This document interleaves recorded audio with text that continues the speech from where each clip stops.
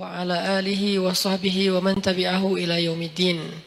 Rabbi shrah li sadri wa yassir li amri wahlul 'uqdatan min lisani yafqahu qawli. Qala Allah Ta'ala, a'udzu billahi minasyaitonir rajim. Bismillahirrahmanirrahim. Wal 'ashr innal insana lafi khusr illa alladhina amanu wa 'amilus shalihat wa tawasaw bil haqq wa tawasaw bis sabr. Teman-teman yang dirahmati Allah Subhanahu wa taala, puji syukur kepada Allah kita malam ini bisa ngumpul lagi di sini belajar bareng walaupun suasananya mungkin tidak terlalu serius seperti di dalam kelas. Niatin aja pertama kita duduk iktikaf di rumah Allah.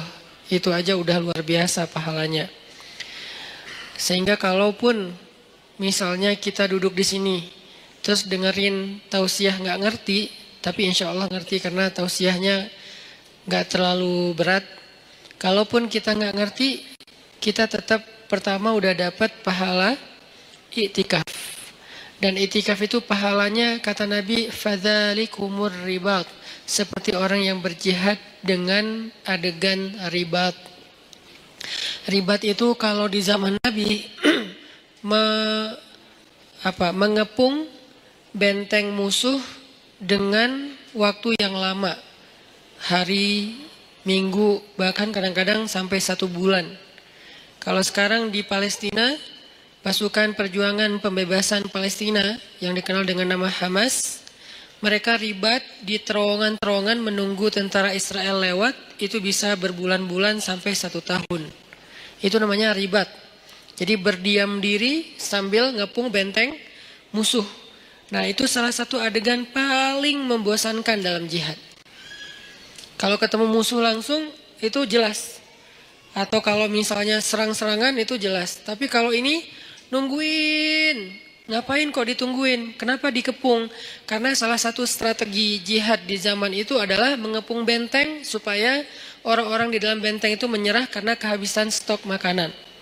Akhirnya mereka nyerah. Dan ini cara paling sedikit kerugian nyawa itu paling sedikit lewat ribat, karena hampir tidak terjadi peperangan. Termasuk Nabi ketika terjadi perang Khandak atau perang Ahzab, itu kan menggali parit ya di sekeliling kota Madinah. Nah, musuh datang ngepung sehingga kaum muslimin nggak bisa keluar untuk mendapatkan logistik.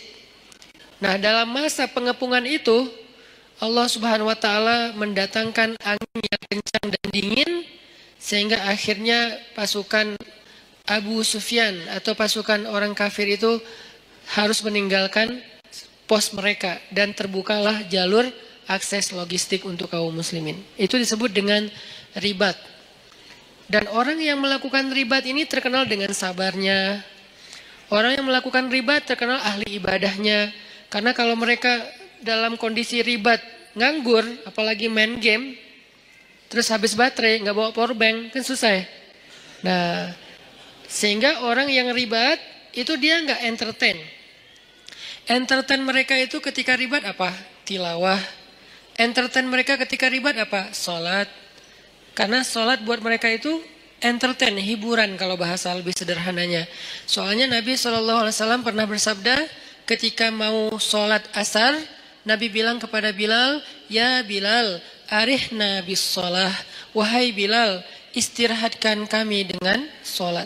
Jadi buat mereka sholat itu istirahat. Nah, ini namanya ribat. Yang mampu melakukan amal ini hanya orang-orang istimewa saja. Yang kekuatan sabarnya luar biasa. Dan ayat ribat itu ada di akhir surat Ali Imran. Ya ayyuhalladzina amanu sabiru wasabiru warabitu. Rabitu ribat. Ya ayyuhalladzina amanu sabiru wasabiru warabitu. Dia level ketiga. Wahai orang yang beriman, bersabarlah. Kita aja masih di level ini nih, belajar sabar. Wasabiru, kuatkan kesabaran. Maksudnya apa? Ini untuk level kedua yang ujiannya nggak habis-habis. Kalau bersabar itu ujian pertama. Misalnya ujian sebutlah sakit. Itu isbiru. Udah sakit, nggak punya duit, wasobiru. Udah sakit, nggak punya duit, nggak ada yang perhatiin. Nah ini nih wasobiru nih. Jadi bukan hanya isbiru. Jadi kalau ada teman kita sakit, isbir, sabar ya gitu. Tapi kalau gue bukan cuma sakit fisik, tapi nah kalau udah masuk ke dalam lebih ini lagi tuh, berarti udah wasobiru. Berkali-kali terus saja diuji dengan ujian yang bertubi-tubi. Udah sakit, tadi ditinggalin orang yang dia udah sempat kegeeran, atau diharkosin, ya harapan kosong gitu kan. Atau teman-temannya pada cuek sama dia, nggak ada yang peduli, keluarganya jauh, nggak punya uang, dan segala macam bentuk ujian. Kalau udah terkumpul atau beruntun datang ke dalam kehidupan seseorang, maka kalimatnya wasobiru, kuatkanlah kesabaran. Ini level kedua. Di atas level yang kayak gini, yang ujiannya bertubi-tubi, ternyata ada level warobitu, ribat. Berarti ribat itu lebih daripada sabar, dan kuatkanlah kesabaran. Kayak Nabi Ayub itu sabar atau kuatkan kesabaran? Kenapa? Karena ujian beliau bukan cuma sakit. Pertama sakit. Kedua, anaknya satu persatu meninggal. Setiap tahun meninggal satu. Setiap tahun meninggal satu. Sampai habis semua anak beliau. Ketiga, hartanya habis. Sampai beliau tinggal di gubuk kecil. Di tempat yang sangat kayak terpencil gitu. Kayak terusir gitu. Dan gak punya siapa-siapa. Yang keempat, keluarga besar beliau meninggalkan beliau kecuali istrinya. Sampai pernah saudaranya datang pengen menjenguk Nabi Ayub. Tapi mereka cuman dari luar, gak masuk ke dalam rumah. Kenapa? Mereka ngomong dan kedengaran sama Nabi Ayub. Mereka ngomong, jangan masuk, kenapa? Ntar ketularan. Itu kan menyinggung ya. Kadang-kadang kayak kita kena cacar ya. Kita tahu cacar itu nular. Tapi kita gak rela ada orang ngomong kayak gitu depan kita kan. Jangan ke rumah dia lagi cacar, ntar kamu ketularan. Kan tersinggung kan? Walaupun itu gak ada yang salah. Dia gak ngegibah, dia gak ngegibah sih. Salah, emang gibah sih itu mah. Karena definisi gibah sesuatu yang engkau bicarakan benar, tapi orang yang mendengarnya gak nyaman, itu gibah. Kebenaran yang kita bicarakan, tapi orang yang mendengar itu objeknya gak nyaman, sedih minimal. Kalau gak sakit hati itu gibah. Ya berarti gibah. Nah ini kan kita gak mau. Nah itu namanya wasobiru. Nabi Ayub dengan level yang udah luar biasa dahsyatnya ujian beliau disebut dengan kata-kata wasobiru. Tapi ribat di atasnya lagi. Isbiru, wasobiru, warobitu. Sehingga orang yang itikaf di masjid, walaupun cuman dari maghrib ke isya, karena itu waktu itikaf paling pendek. Intidharus sholah ba'das sholah, menunggu sholat setelah sholat itu yang paling gampang kan? Nunggu isya setelah maghrib. Yang paling capek nunggu subuh setelah isya. Ini Ramadan lah. Ramadan setahun sekali oke. Kalau nunggu zuhur dari subuh kayaknya jarang. Karena kita rata-rata gak nunggu. Soalnya sibuk dengan kegiatan. Kalau dari isya sampai subuh juga jarang. Jadi paling gampang tuh nunggu isya setelah maghrib. Itu udah i'tikaf. Nah siapa yang melakukan itu? Kayak sekarang kita nih. Sambil santai, sambil dengar ceramah. Dari maghrib sampai isya, pahalanya ribat. Bukan pahala sabar, bukan pahala sabir. Bukan isbir, bukan sabiru. Bukan. Tapi rabitu, ribat. Fadzalikumur ribat. Itu disebut dengan ribat kata Nabi. Arti itu disebut dengan ribat, pahalanya kayak orang yang berjihad fi sabilillah. Maka absyiru, berbahagialah ketika kita ada di rumah Allah. Nggak ada tempat lain yang dapat pahala kayak gitu. Walaupun yang lain boleh. Saya paling nggak suka ngebandingin dalam bahasa judgment. Kalau ngebandingin dalam bahasa motivasi boleh. Contoh bahasa ngebandingin dengan bahasa judgment gimana? Di masjid berpahala, di yang lain itu dosa. Nah ini nih judgment. Kalau memotivasi, di masjid berpahala, yang lain juga nggak apa-apa. Karena kan area mubah dalam Islam itu luas banget kan. Apa hukum nongkrong di kafe? Haram. Siapa bilang haram? Lihat dulu kafenya gimana, dia nongkrongnya ngapain. Kalau dia lakuin dosa kayak berdua-duaan, oke, jadi bukan nongkrongnya tuh, khalwatnya. Kalau dia di situ kayak berjudi, berarti judinya. Kalau dia di situ misalnya kayak menggibah, berarti kumpulan gibahnya, perkataan yang sia-sianya. Tapi kalau dia nongkrong sekedar istirahat sebentar, sekarang namanya kafe, dulu namanya warung kopi. Kenapa di warung kopi boleh, di kafe nggak boleh? Lagi-lagi kayak kemarin. Kenapa bergaul boleh, gaul nggak boleh? Ya, kita terjebak dalam diksi. Warung kopi boleh, kafe nggak boleh. Padahal sama aja, cuman istilahnya beda. Tapi kan banyak kafe yang aneh-aneh. Allah alam, di Bandung sih banyak yang nggak aneh. Keren-keren lah, artinya kafenya masih standar. Jadi saya nggak mau menjudge bahwa yang selain di masjid sia-sia, yang selain di masjid dosa, yang selain di masjid ahli neraka. Ya nggak gitu juga kali ya. Tapi di masjid terbaik, itu udah pasti. Nggak boleh diragukan dan nggak boleh diperdebatkan. Kenapa? Karena sebentar aja di masjid pahalanya udah kayak jihad. Ada gitu tempat kayak gitu di luar? Ada. Di tempat orang sakit. Siapa yang datang ke rumah sakit atau ke rumah orang yang sakit, maka dia seperti berjalan di antara taman-taman surga. Seperti berjalan di antara taman-taman surga. Itu maksud Nabi itu sebaik-baik tempat di muka bumi itu masjid, maksudnya motivasi, bukan ngebanding-bandingin terus coret semua selain masjid, nggak gitu juga. Jadi buat teman-teman kadang ada yang nongkrong di mana, saya juga nongkrong. Nggak apa-apa, tapi masjid harus jadi tongkrongan favorit. Yang lain kayak gimmick atau tambahan-tambahan kayak bonus lah ya. Tapi tongkrongan paling favorit itu adalah nongkrong di masjid. Kalau ada yang nanya, di masjid kok nongkrong? Ya nongkrong itu bahasa Arabnya majelis. I'tikaf. I'tikaf itu artinya berdiam diri. Berdiam diri bahasa anak mainnya nongkrong. Ya, sama aja. Jadi ini terjemah. 1. Niatin i'tikaf. Niatnya gimana Ustadz? Saya i'tikaf. Udah selesai gitu.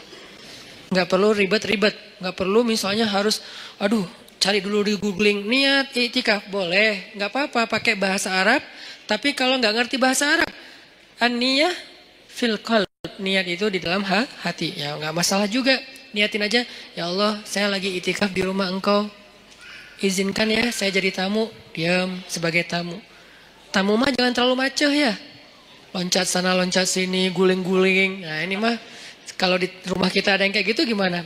Anak kecil aja, dede, takut pecah inilah apa segala macam. Nah, apalagi rumah Allah. Bertamu tenang, saking tenangnya sakinah.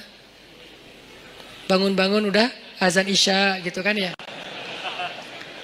Jadi niatin i'tikaf. Yang kedua, niatin benar-benar dari rumah tadi tuh. Pas teman-teman berangkat ke sini, niatin ngapain? Mau tholabul ilmi, mencari ilmu. Mencari ilmu pahalanya gimana?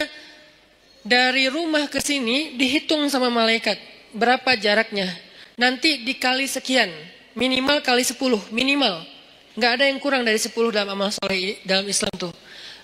Al-hasanatu bi asyri amsalihha kata ulama. Kebaikan itu 10 kali lipat dan itu diambil dari hadis.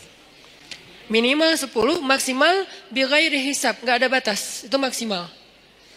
Sehingga kalau kita niatin datang ke sini pengen cari ilmu, selain tadi i'tikaf nongkrong di rumah Allah, karena rumah terbaik itu rumah Allah, saya senang aja demen banget nongkrong di rumah Allah, nyaman gitu, dapat rahmat dari Allah, nah itu udah keren. Satu lagi cari ilmu, sehingga jarak dari rumah ke tempat kita ini ke masjid nanti dikali sekian oleh malaikat, mudah-mudahan dikalinya ribuan. Kalau dikali 1000, misalnya jaraknya kalau dari rumah saya ke sini sekitar 1 kilo, berarti saya udah lebih didekatkan ke surga 1000 kilo. Jadi saya motong jalan ke surga 1000 kilo. Dari mana hitungannya Ustaz? Dari hisab. Dari padang mahsyar. Orang lain jalan 1000 kilo, itu berapa lama? Jalan kaki 1000 kilo teh. 1000 kilo dari sini mana? Sini Surabaya itu 700 kilo. Sini Surabaya balik ke Semarang, nggak ada kerjaan. Karena di sini ke Surabaya saya karena nggak tahu kalau Bali berapa ya. Dari sini ke Surabaya balik lagi ke Semarang kurang lebih lah ya 1000 kilo. Itu kira-kira kalau jalan kaki berapa lama? 2 minggu? Gimana tuh kalau jalan kaki? Capek. 2 minggu ya. Berarti sekali kita mencari ilmu, Allah menghemat jarak kita ke surga daripada mahsyar itu 2 minggu minimal. 2 minggu. Sehingga kalau misalnya kita dawam seminggu sekali kita cari ilmu dikali sekian ribu, berarti insya Allah sudah lebih cepat masuk surga 1 tahun, 2 tahun, 3 tahun, 100 tahun. Itu kalau dikali 1000, sedangkan Allah Maha Rahman, wa rahmati wasiat. Rahmat Allah itu luas sehingga bisa aja bighairi hisab, dikalinya bisa lebih dari 1000. Ini thalabul ilmi. Dan orang yang mencari ilmu itu dinaungi oleh malaikat. Tapi kalau lagi naik motor mencari ilmu jangan lihat ke langit. Malaikat mana ya? Gak usah. Karena pasti ada malaikat lagi naungin kita. Naungin itu gimana? Menaungi dengan rahmat, dengan doa. Ya Allah beri dia kasih sayangmu, ampuni dosa dia. Beri dia kasih sayangmu, ampuni dosa dia. Yang merasa banyak dosa, cari ilmu. Yang merasa banyak dosa, duduk dalam rumah Allah. Itu didoain terus-terusan oleh malaikat. Itu aja udah keren. Belum lagi yang lain-lain. Ada doa-doa yang niat-niat yang khusus. Ya terserah, yang penting hasanah, kebaikan. Maka mudah-mudahan malam ini kita duduk di sini doang udah kemenangan. Kata Allah, ulaika ala hudam mir rabbihim wa ulaika humul muflihun. Ketika kita ala hudan, berada di dalam jalannya Allah yang baik, yang benar, yaitu di masjid cari ilmu, berarti muflihun, orang yang beruntung. Qad aflahal mu'minun. Dan seperti inilah harusnya kita menghabiskan usia kita, terutama anak muda. Sehingga malam ini kita membahas tentang mager. Ini termasuk mager yang berpahala. Magernya di masjid. Gimana magernya? Nggak gerak. Santai. Ada tempat bersandar, bersandar. Tapi jangan rebutan tiang. Sedapatnya aja. Yang nggak dapat pun nggak masalah. Jangan berkecil hati. Nggak dapat tiang, jangan berkecil hati. Bisa di depan. Nanti hitungannya gimana Ustaz? Mana yang lebih utama ketika kita hadir dalam kajian ilmu? Duduk dekat tiang atau duduk dekat Ustaz? Tergantung. Kalau capek banget cari tiang. Kita harus berlapang dada dengan semua kondisi orang ya. Nggak boleh kita menjudge. Jangan-jangan yang cari tiang tuh kayaknya nggak ada niat banget nyari ilmu. Belum tentu. Kita mungkin kalau secapek dia bahkan datang juga enggak. Dia masih mending udah datang walaupun bersandar di tiang. Yang penting jangan sampai pagi, udah sampai beres taklim pulang. Ini artinya teman-teman bahwa ini termasuk diantara cara menghabiskan waktu yang paling berkah tuh. Duduk di masjid, dengerin ilmu, salah satunya, bukan satu-satunya, karena kebaikan tuh banyak banget. Nah, sesuai dengan judul kita, itu kaitannya dengan wal asr ya, demi masa, innal insana lafi khusr. Manusia itu dalam kerugian, illal ladzina amanu wa amilus solihat wa tawasaw bil haq wa tawasaw bis sabr. Kecuali orang yang secara yakin dia orang yang beriman, secara zahir dia orang yang beramal soleh, dan secara mental dia orang yang secara sosial dia orang yang bergaul dalam bentuk wa tawasaw bil haq wa tawasaw bis sabr. Itu orang yang beruntung. Tapi saya bicara tentang memanfaatkan waktu dengan baik. Saya mau membawa kita ke sebuah hadis Nabi SAW tentang 7 golongan yang mendapatkan naungan Allah pada hari ketika tidak ada naungan kecuali naungan Allah. Sab'atun yudhilluhumullahu fi dhillih yawma la dhilla illa dhilluh. Dan dari 7 golongan ini kita nggak akan bedah satu persatu. Kita ambil satu aja, nomor 2. Kalau nomor 1 apa? Imamun adil. Imam yang adil. Imam yang adil ini siapa? Pasangan Ustadz? Bukan. Itu imam hidup. Imam yang adil. Imam yang adil itu maksudnya pemimpin. Pemimpin yang adil. Jadi dalam Islam itu pemimpin baru disebut benar itu bukan hanya soleh sendiri. Jadi kalau ngelihat pemimpin, jangan ngelihat dia rajin tilawah. Itu urusan dia dengan Allah. Itu personal. Dia rajin tahajud. Itu personal, walaupun itu keren. Tapi baru disebut dengan rasyidin, orang yang lurus ketika dia adil. Dalam Islam itu kalau ngomongin pemimpin itu rata-rata yang dibahas adalah kerjanya adil kepada rakyatnya. Bukan, oh itu pemimpin terbaik, kenapa? Ahli qiyamul lail. Bukan itu babnya. Kalau qiyamul lail bab abid, bab seorang yang ahli ibadah. Rajin tilawah, bab hafiz qari, bab orang yang menjaga Al-Quran. Bab apa lagi? Umrah, itu bab mu'tamir, orang yang memakmurkan Masjidil Haram. Tapi kalau babnya imam, amir, apalagi istilah yang lain, maka yang diambil dari dia itu adalah keadilannya. Apakah dia adil terhadap rakyatnya? Kenapa kok adil? Karena adil ini universal. Dia bukan pemimpin bagi umat Islam saja, tapi dia pemimpin bagi semua orang yang ada di dalam tempat wilayah tanggung jawab dia. Ada muslim, ada non-muslim. Apakah dia berlaku adil kepada siapapun? Adil di sini dengan makna yang sebenar-benarnya. Bukan subjektif, diinterpretasi sesuai dengan kepentingan. Bukan, dengan makna yang sebenarnya. Nah yang kedua, sebelum kita salat isya. Yang kedua, yang paling penting malam ini akan kita bahas. Syabun nasya'a fi ibadatillah. Pemuda yang tumbuh dalam ketaatan kepada Allah Subhanahu wa taala. Pertanyaannya, siapakah pemuda? Apakah kita masih termasuk pemuda? Kemudian apa yang dimaksud dengan tumbuh dalam ibadah kepada Allah? Saksikan episode setelah sholat isya. Barakallahu fiik.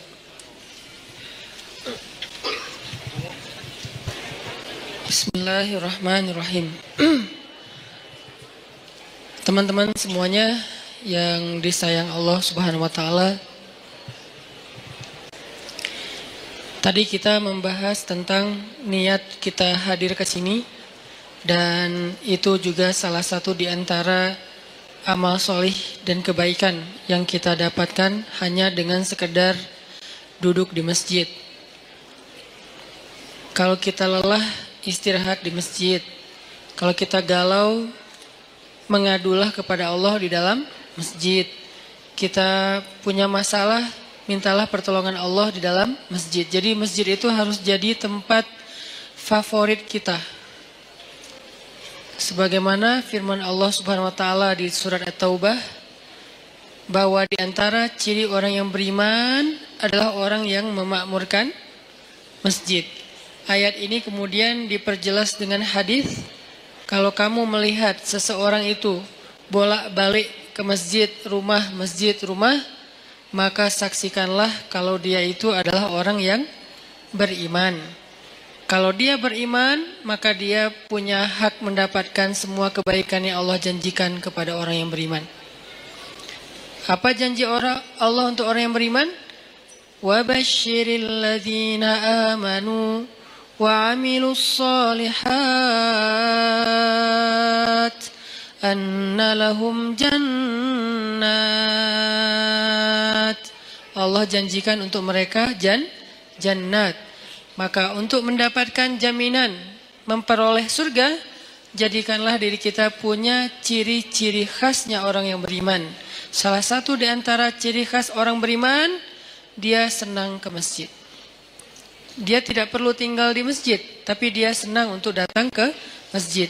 Ini artinya bukan hanya sholat 5 waktu, mencari ilmu, sekedar istirahat, nongkrong, tilawah, sholat duha. Walaupun tidak ada keharusan sholat duha atau sholat sunnah itu di masjid, karena emang ada sunnahnya sholat sunnah itu di rumah. Tetapi tidak masalah kita lakukan di masjid juga. Nanti di rumah ada bagian sholat sunnah yang lain. Nah, berkaitan dengan judul kita mager pada malam ini, saya pengen ngangkat hadis tentang 7 golongan yang mendapatkan naungan Allah di padang mahsyar. Hari ketika nggak ada lagi naungan, arti nggak ada naungan, kita nggak akan nemu pohon di sana. Karena dalam konteks literasi Islam, yang disebut dengan naungan itu nomor 1 tuh pohon. kita nggak akan nemu pohon di padang mahsyar. Karena semua areanya satu bumi yang ukurannya 1000 kali lebih besar daripada bumi tempat kita tinggal sekarang. Dan namanya tetap bumi. Bumi mahsyar namanya. Kalau di akhir surat Ibrahim Allah nyebutnya Yauma tubaddalul ardu ghairal ardi wassamawat. Hari ketika bumi yang lama sudah berganti dengan bumi yang baru. Earth yang lama berganti dengan earth yang baru. Earth yang baru itu disebut dengan Ardul Mahsyar. Kita nyebutnya padang mahsyar. Dalam teks Arab disebutnya Ardul Mahsyar. Terjemahan yang lebih tepatnya bumi mahsyar, planet mahsyar. Ukurannya 1000 kali lebih daripada ukuran bumi yang sekarang. Mataharinya juga berkali-kali ribu lipat lebih besar daripada matahari yang sekarang. Kebayang gak tuh panasnya kayak gimana?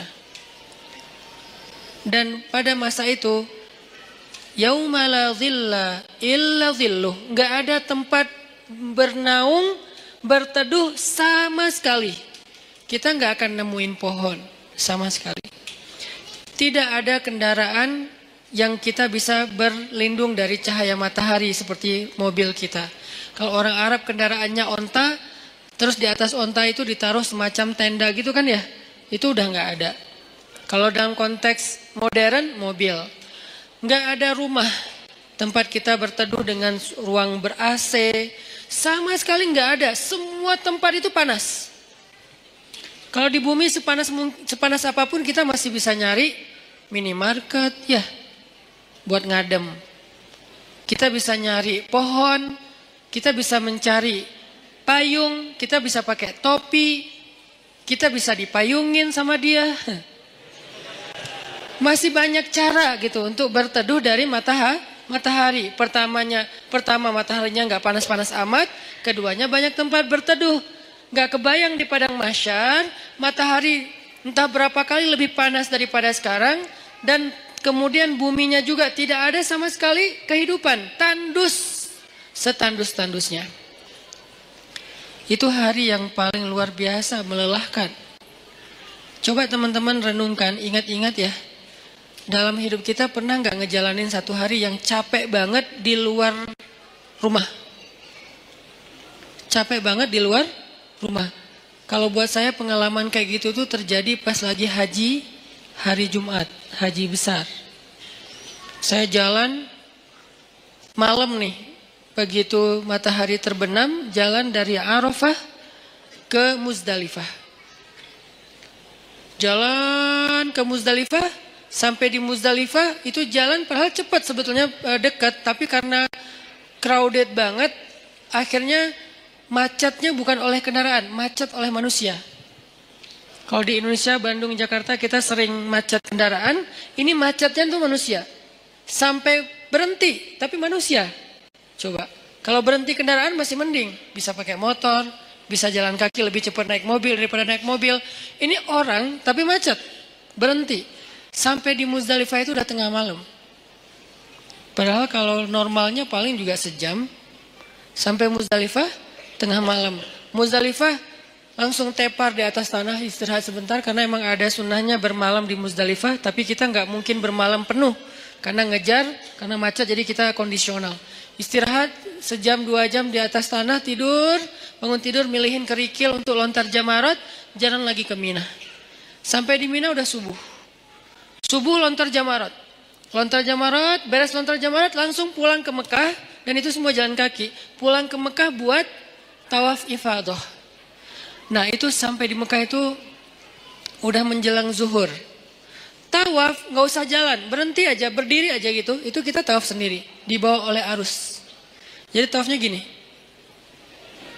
7 putaran. Gitu aja, muter. Karena ke bawah arus saking padatnya manusia. Lalu beres tawaf yang kayak gitu kondisinya, udah jalan dari kemarin maghrib sampai siang nih jalan terus, tidur baru 2 jam itu juga nggak jelas. Kemudian balik lagi ke Mina karena harus masuk Mina sebelum matahari terbenam. Kalau masuk pas matahari udah terbenam, nanti kena denda. Akhirnya kita ngejar balik lagi ke Mina. Perjalanan sekitar 3 jam lebih. Itu adalah hari yang paling melelahkan dalam hidup saya di luar rumah. Dan padang mahsyar kalau dibandingkan dengan itu tuh bukan kerikil lagi, lebih kecil dari kerikil kepayahannya. Gak ada apa-apanya. Padang mahsyar lebih dahsyat dari itu. Jalannya bukan setengah hari kayak saya cerita tadi. Jalannya bisa 100 tahun, bisa 1000 tahun, bisa sekian puluh ribu tahun. Itu jauhnya benar-benar jauh. Gak ada kendaraan, benar-benar gak ada kendaraan. Gak ada naungan, benar-benar gak ada naungan. Tandus setandus-tandusnya. Itu yang disebut oleh Nabi, yauma la dhilla illa dhilluh. Gak ada naungan sama sekali kecuali naungan Allah. Cuman satu-satunya tempat kita berteduh, gak akan kepanasan, gak akan kepayahan, cuman berada di bawah naungan Allah. Masalahnya cuman ada 7 komunitas yang masuk ke dalam naungan itu. Sisanya enggak. 7 komunitas ini pun ternyata saringan dari orang mukmin, saringan dari orang Islam. Jadi bukan masalah yang penting saya udah Islam, enggak. Dari orang Islam sendiri masih disaring lagi benar-benar yang spesial. 7 golongan kalau bahasa resminya, 7 komunitas, 7 geng kalau bahasa anak nongkrongnya. Cuman ada 7 kelompok. Salah satu dari 7 kelompok itu, nomor 2-nya adalah syabun nasya'a fi ibadatillah. Pemuda yang tumbuh dalam ibadah kepada Allah atau dalam ketaatan kepada Allah. Pertanyaannya, apa definisi syab atau pemuda? Secara usia dalam Islam, pemuda itu usia di bawah 40 tahun. Itu syab. Secara status belum menikah. Kalau udah menikah Ustadz, udah bukan syab. Karena ujiannya nggak seperti yang belum menikah. Beda, saya pernah ngerasain. Berat.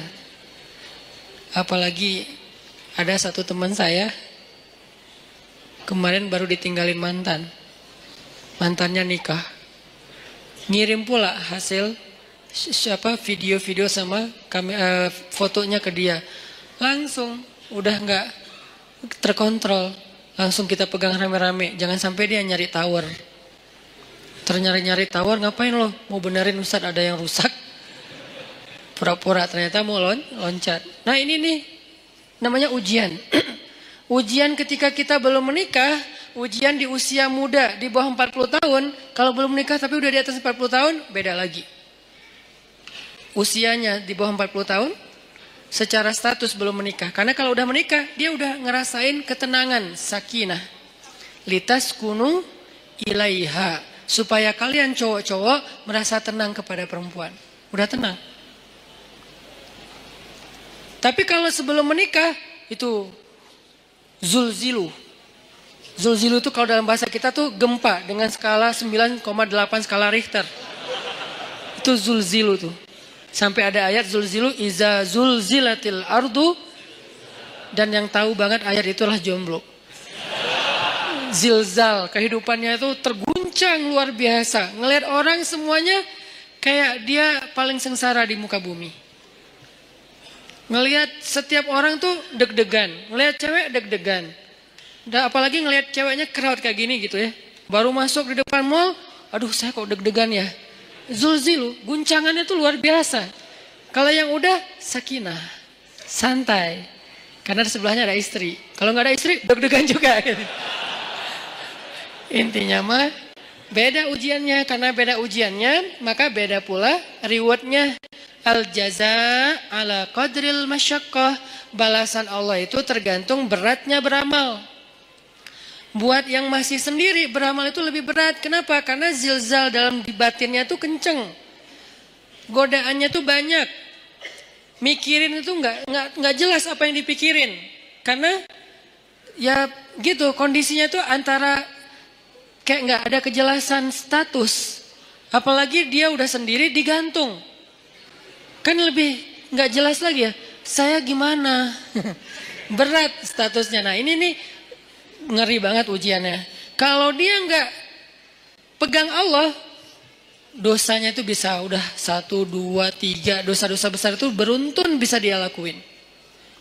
Udahlah kayak gitu, nggak tahu harus melampiaskan kepada yang halal, dia tinggal di antara kelompok masyarakat yang tidak terjaga, yang penuh fitnah, tinggal di kos-kosan, kos-kosannya campur cewek cowok, dan di situ itu anak-anak yang mungkin belum semuanya pada paham agama atau taat beragama, sehingga biasa aja ngobrol, keluar dari kamar itu pakai daster biasa. Itu kan zilzal kan, itu ujian yang berat. Terus harus kemana? Kalau yang udah nikah, pulang ke rumah. Kita pulang kemana? Zilzal kan, guncang. Gak usah diterusin kata-katanya. Masa saya harus bilang ke kamar mandi Ustadz? Enggak lah. Maka itu kan dosa kan? Jadi dosa juga nih. Terus gimana dong? Kita harus ngapain Ustadz? Nah disitulah ujiannya. Sehingga kalau dalam kondisi kayak gitu, dia bisa istiqomah, dia bisa tetap taat kepada Allah, itu dia istimewa banget. Lebih istimewa daripada yang udah nikah. Makanya buat yang udah nikah, udah mungkin kesempatannya bukan di nomor 2, di nomor 1, nomor 3, 4, sampai 7 kan. Tapi yang nomor 2 udah lewat. Karena dia nggak dapat lagi ujian seberat syab, anak muda. Ujiannya udah nggak kayak mereka. Saya pernah dengar 2 anak muda sama-sama lagi ngobrolin tentang perasaan. Itu nggak ada yang dengar. Dua-duanya ngomong dan curhat. Lo masih mending gua.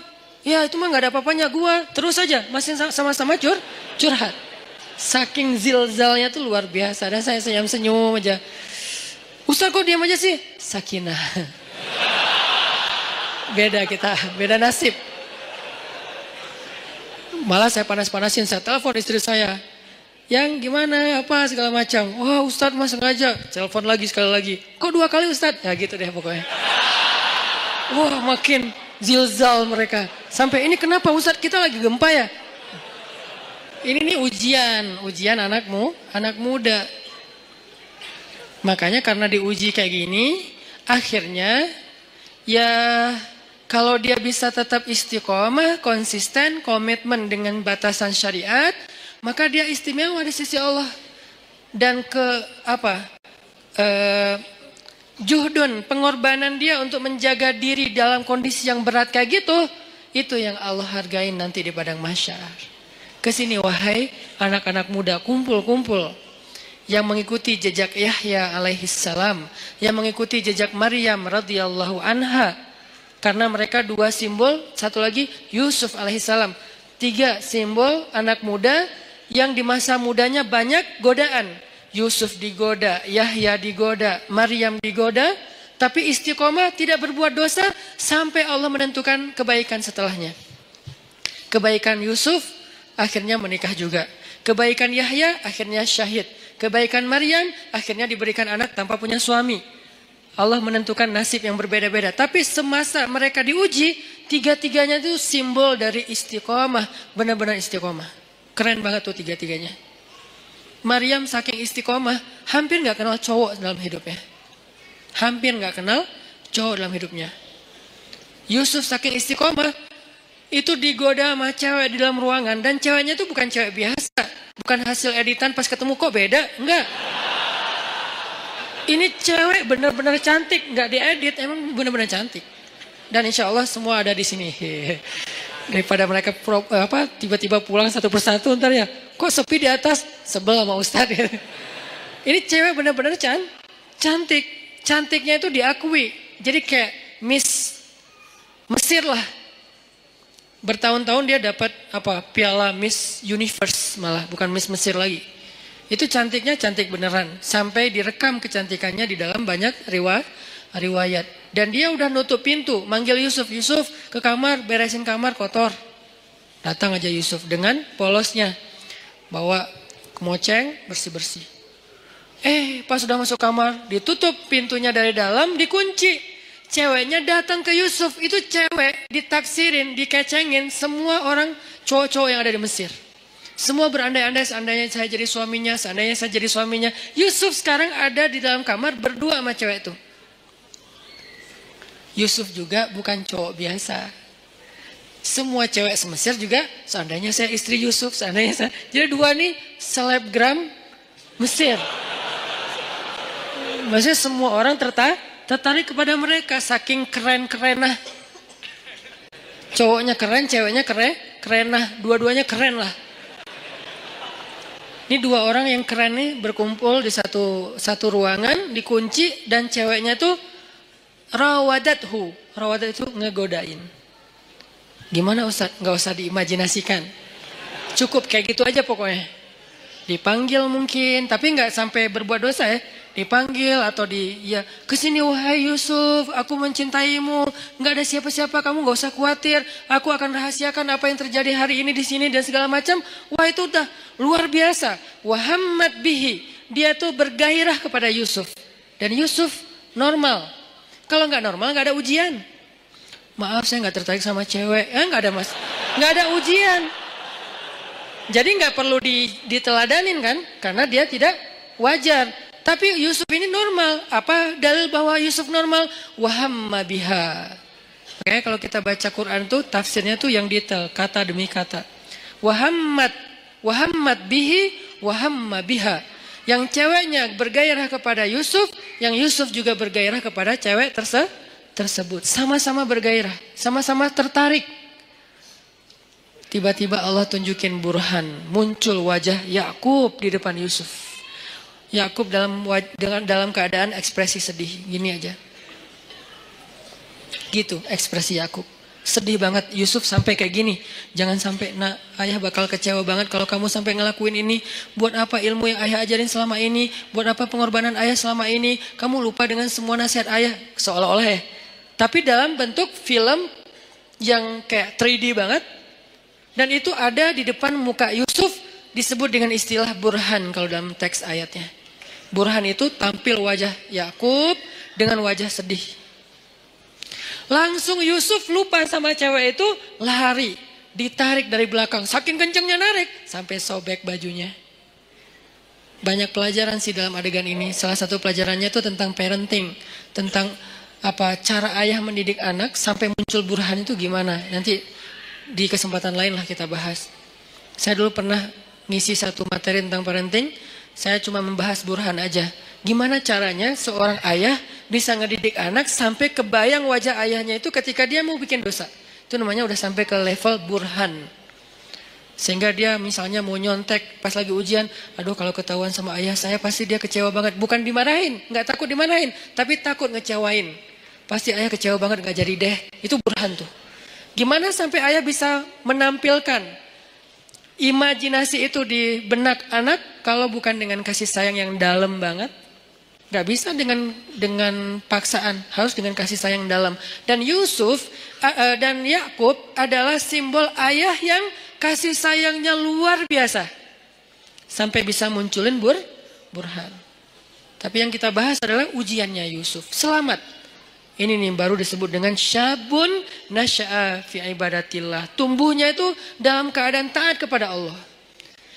Dan ukuran taatnya apa Ustadz? Ukuran taatnya adalah tinggalkan dosa.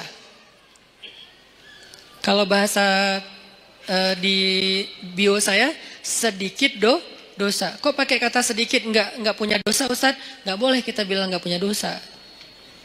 Arti sedikit dosa itu adalah dosanya yang tinggal yang kecil-kecil aja. Yang besar tinggalin. Yang kecil kenapa kok masih ada? Karena nggak sengaja, lupa. Itu kan ada pasti sisa ya. Nggak mungkin nggak. Kalau kita bilang nggak punya dosa, namanya kultus diri sendiri. Kata Allah, la tuzakku anfusakum huwa a'lamu bimanittaqo. Janganlah kalian menganggap diri kalian suci. Nggak boleh. Makanya saya bilang banyak main, banyak manfaat, banyak pahala, sedikit dosa. Itu pakai hasil renungan. Jadi bukan kok sedikit dosa. Harusnya kan nggak punya dosa. Nggak bisa. Cuma Nabi SAW yang nggak punya dosa. Sisanya sampai Abu Bakar juga punya dosa. Cuman dosa beliau sudah diampuni oleh Allah. Karena solehnya luar biasa. Kalau kita sebagian udah diampuni, sebagian lain mungkin belum. Karena belum bertaubat benar-benar dengan nasuha. Tapi usahain tinggalkan dosa. Kita cukup ninggalin dosa aja.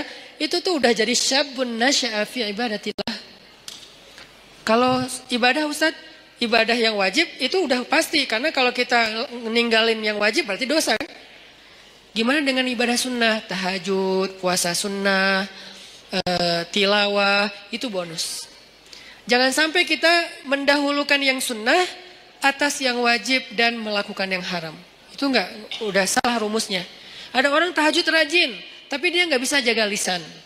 Ada orang tahajud rajin, tapi dia nggak bisa jaga pandangan.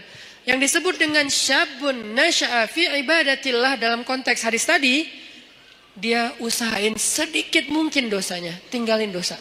Terutama dosa-dosa yang berhubungan dengan godaan di masa muda. Kalau teman-teman bisa istiqomah dalam urusan ini, urusan perasaan, urusan pergaulan yang paling berat, urusan entertain yang berlebihan, karena entertain itu ada yang masih wajar, ada juga yang berlebihan. Urusan apa lagi? Dosa-dosa maksiat seperti minum, kemudian pakai drugs dan seterusnya, atau mungkin the new drugs itu pornografi dan seterusnya. Ini bisa ditinggalkan. Udah sampai kapan Ustaz batasannya? Antara dua batasannya. Batasan status berarti menikah, batasan usia berarti 40 tahun. Kalau udah lewat 40 tahun insya Allah ujiannya gak seberat di bawah 40 tahun. Kalau kita bisa jaga diri di masa itu, pergaulan, perasaan gimana Ustaz? Jangan terlalu mudah jatuh hati kalau belum halal. Ustaz itu kan gak disengaja, jangan diikutin. Kadang-kadang dia emang gak disengaja, munculnya itu dari setan. Yuwaswisu fi sudurinas. Ih, cantik ya, udah jangan diterusin, jangan dibahas. Begitu kita sekali klik, udah gitu dibahas, maka itu jadi sebuah episode. Jadi episode yang panjang dan endingnya air mata dan penyesalan. Biasanya. Jangan dibahas. Ustadz membahas, kan ini nasihat. Saya nggak lagi ngebahas bab-bab yang detail kayak gitu. Karena saya ini ngomong based on pengalaman ya. Karena semua kita pernah merasakan masa-masa muda yang gejolak tadi, zilzalnya, guncangannya kencang banget. Itu tuh kalau ada kayak gitu jangan diterusin. Jangan berpikir ada orang yang dia nggak punya pacar berarti dia nggak normal. Enggak, dia normal. Cuman dia nggak mau nerusin. Emang dia nggak pernah kepikiran kayak apa tertarik dengan seseorang? Tertarik kalau dia normal. Cuman nggak diterusin, nggak mau dibahas, nggak mau diingat-ingat. Caranya dia menyibukkan dirinya dengan hal-hal yang positif. Bisa proyek sosial, bisa juga spiritual. Proyek sosialnya bantu orang, bikin proyek-proyek yang sifatnya healthcare kayak atau kemanusiaan kayak atau apalah, atau proyek yang sifatnya spiritual ya kayak ke masjid, itikaf, tilawah, mumpung masih muda, ya udah gua ikut program hafal Quran. Itu menyibukkan diri biar nggak sempat kepikiran yang kayak gitu-gitu. Kan kalau udah ngafal Quran, habis semua tuh energi pikiran kita buat ngafalin Quran. Ya udah, paksain aja diri kita datang ke sebuah lembaga penghafal Quran yang udah kayaknya mungkin paling nyaman, ada banyak. Mungkin kalau di Pemuda Hijrah ada teras tahfiz gitu ya. Datang, saya pengen daftar. Saya sungguh-sungguh pengen daftar. Udah bisa baca Quran belum? Ya udah, mulai dari baca Quran dulu. Ya udah, saya daftar tahsin, belajar tahsin. Sibukkan. Udah sibuk kayak gitu nggak sempat kepikiran lain. Kalau masih kepikiran berarti kurang sibuk. Kalau masih kepikiran berarti kurang sibuk. Cari lagi sampai sibuk. Sampai nggak sempat mikir. Itu baru namanya nasya'a, tumbuh. Jadi kalau kita bedah kata demi kata, syabun artinya tadi udah jelas pemuda. Sekarang nasya'a itu tumbuh. Artinya tumbuh itu menghabiskan waktu. Arti tumbuh menghabiskan waktu, menghabiskan usia, menghabiskan harinya. Berarti daily activity-nya apa? Daily life-nya itu apa? Kita sibukin daily life kita dengan semua yang membuat kita nggak sempat mikirin dosa. Gimana caranya? Pilih dari 3 kesibukan secara value-nya. 1, menyibukkan diri dengan yang wajib. Gimana menyibukkan diri dengan yang wajib Ustadz? Sholat 5 waktu, biar sibuk ke masjid. Kalau nggak ke masjid kan nggak terlalu sibuk ya. Tinggal wudhu, sholat di tempat kita berada. Jadi kan nggak terlalu sibuk kan. Tapi kalau biar sibuk, takes time dan lumayan effortnya lebih, wudhu ke masjid. Terus sampai di masjid, insya Allah auranya beda tuh ketimbang kita di tempat kita doang. Ini saya nggak ngomongin hukum, saya ngomongin motivasinya, fadlnya, keutamaannya. Apa? Ditasji kalau dalam bahasa Arabnya. Ditasji kepada kebaikan. Sibukkan. Nasya'a itu menyibukkan diri dengan sesuatu yang membuat pertumbuhannya itu semuanya atau enggak semuanya pun mayoritasnya positif. Daily life kita tuh mau diapain? Yang wajib ibadah misalnya, yang wajib orang tua misalnya, berbakti sama orang tua. Itu udah lumayan tuh ngambil waktu kita. Jadwalin. Kalau misalnya kita ngerantau, telepon, WA. Jadwalin kalau kita dekat sama orang tua tuh datang ke orang tua, ada waktu bersama dengan orang tua ngapain gitu.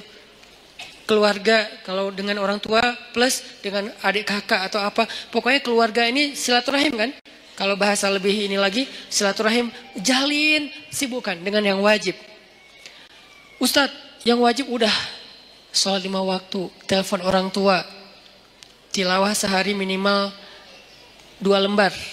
Minimal itu wajib. Di atas itu sunnah. Sejuz normalnya idealnya sejuz.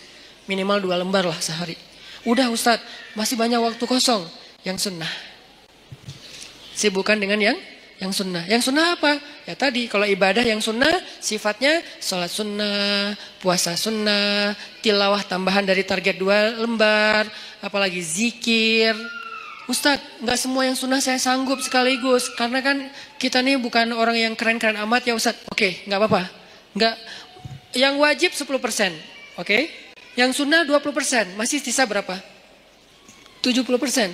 Habiskan buat yang mubah, boleh. Karena yang wajib dalam kehidupan kita kan nggak banyak kan sebetulnya. Yang sunnah lebih banyak dari yang wajib. 20%. Atau yang wajib 20%, yang sunnah 30%. 50%-nya mubah. Arti mubah apa? Enggak berpahala, tapi juga enggak dosa. Dia enggak berpahala, tapi juga enggak dosa. Emang boleh Ustaz? Ya boleh lah. Makanya Islam itu luas. Syumuliyatul Islam. Orang banyak ngebahas Islam itu dari sisi satu bab doang nih. Parsial banget. Wajib aja. Jadi seolah-olah Islam itu cuma ada satu kata. Harus. Itu doang. Atau 2. Harus dan haram. Udah. Jadi hidup kita tuh kayak berat banget ya. Harus ya. Kalau nggak haram ya. Nggak ada pilihan. Karena yang dibahas dari Islam itu parsial banget. Cuman bagian kecil. Sementara ada bagian yang begitu luas dalam kehidupan kita 24 jam. Itu nggak dibahas. Yang dibahas yang wajib. Ke masjid, ke masjid, ke masjid. Tapi kan kita nggak tinggal di masjid kan realitasnya. Gimana kalau kita udah selesai sholat. Ngapain lagi Ustadz? Nah berarti kita bahas bab mubah. Mubah, nggak dosa, nggak berpahala. Apa? Entertain, ketemu teman, nongkrong, tapi nongkrongnya dijaga. Atau yang lebih positif dan tetap dia mubah, main itu dalam kalau bahasa saya maksudnya itu olahraga ya. Cuman kita kalau nyebut olahraga kesannya kayak berat gitu kan, kayak ada beban. Main aja lah, tapi yang penting berkeringat itu olahraga sebetulnya. Cuman main. Kenapa disebut main? Biar sesuai dengan hobi. Jangan dipaksain harus nge-gym semua. Nggak semua orang senang nge-gym, cari treadmill mungkin mahal. Ya udah, lari aja keliling komplek. Kalau perlu nanti kita mudah-mudahan di masjid kita ke depan ada banyak tempat shower kayak di bandara yang ultimate, yang di Terminal 3 kan ada tempat shower tuh. Kalian ke masjid mah lari aja. Jalan kaki minimal. Sampai di masjid udah siapin handuk kecil, kalau mau jangan pakai handuk. Bawa kanebo. Tapi kanebo yang bagus ya. Bukan kanebo pas digosok gini kulitnya nempel di kanebo atau kanebonya nempel di kulit misalnya. Kanebo yang bagus ya. Karena itu paling praktis. Kalau ini saya tahunya dari teman. Kalau ke laut gitu kan kita sering mandi tuh, habis berenang, mandi, habis main air, mandi pastinya. Kalau bawa handuk nggak sempat kering, udah mandi lagi tuh. Akhirnya kita bawa kanebo. Kanebo yang bagus beli di salah satu tempat yang terkenal teh. Nah, terus pakai kanebo ke masjid sama baju kaos ganti yang biasa lah ya, sama parfum apa misalnya kesukaan kalian. Nah mandi itu segar banget loh, sholat maghrib habis olahraga habis mandi kan keren ya, segar banget. Di masjid sediain shower buat cowok-cowok buat mandi, ceweknya nggak usah lari. Cewek mah ada tempat sendiri, zumba kayak apa gym apa yang bagian cewek lah, minimal gym. Ini olahraga main mubah, tapi dia bisa menjaga kita dari dosa. Jadi yang menjaga kita dari dosa itu bukan cuma astagfirullah, astagfirullah, astagfirullah. Oke, tapi kita nggak bisa astagfirullah 24 jam kan? Yang bisa menjaga diri kita dari dosa, sholat 2 rakaat. Iya, tapi kan kita nggak mungkin sholat 24 jam. Ya, harus realistis. waqi'i, harus realistis. Tapi juga tetap masali, tetap ideal. Banyak orang yang idealis tapi kurang realistis. Terlalu realistis jadinya nanti apa? Memudah-mudahkan, tasayyub. Makanya dalam Islam itu nggak boleh kita terlalu idealis, perfeksionis, disebut dengan takalluf. Nggak boleh juga terlalu realistis sampai melupakan idealisme, disebut dengan tasayyub. Ada takalluf, ada tasayyub. Dua-duanya nggak boleh dalam Islam. Yang benar wasatiyah, dia proporsional. Proporsional, nggak boleh takalluf. Kenapa nggak boleh takalluf? Allah sendiri yang bilang, la yukallifullahu nafsan illa wus'aha. Allah tidak mentakallufkan, tidak membebankan. Artinya takalluf itu terlalu membebani diri. Jangan juga tasayyub yang terlalu meringan-ringankan masalah. Semua jadi boleh. Maka bermainlah di tengah. Di tengah di sini maksudnya bukan terombang-ambing, bukan, proporsional. Yang wajib dilakukan, tapi kan tetap nggak mungkin 24 jam wajib. Yang sunnah dilakukan, tapi itu bonus-bonus. Maka sebagian besar usia kita itu ternyata dihabiskan untuk porsi yang ibahah, yang mubah. Apa dalilnya? Salah satu dalilnya adalah kaidah fikih. Al-aslu fil asya ibahah. Dasarnya segala sesuatu adalah boleh. Dasarnya segala sesuatu adalah boleh. Berarti habiskan. Nasya'a, tumbuhnya, itu dalam hal-hal yang dibolehkan Allah. Tapi juga bukan berpahala. Dan juga tidak berdosa. Gak apa-apa. Olahraga, nyalurin hobi, ke bengkel kayak ngulik mesin atau apa. Kalau cewek lebih ke apa skillnya cewek apa mungkin.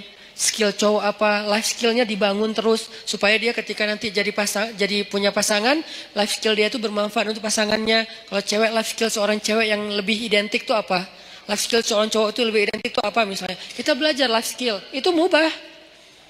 Dan dulu sahabat, banyak yang mengasah sisi life skill mereka dengan berdagang, dengan bertani. Sehingga ketika ada sebagian sahabat yang berkebun datang ke Nabi nanya soal perkebunan, Nabi bilang apa? Kalian lebih ngerti tentang masalah skill perkebunan daripada saya.